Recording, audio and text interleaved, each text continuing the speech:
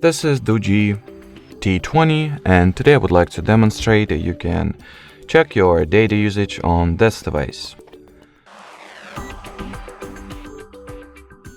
So firstly, you will need to open Settings, then enter the Network and Internet category.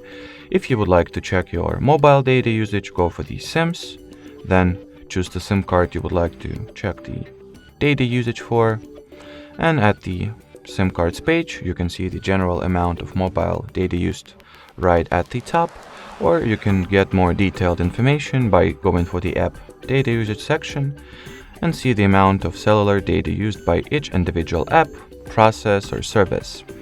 On the other hand, if you would like to see your Wi-Fi or VLAN usage, get back to the main network and internet page, then go for the internet this time.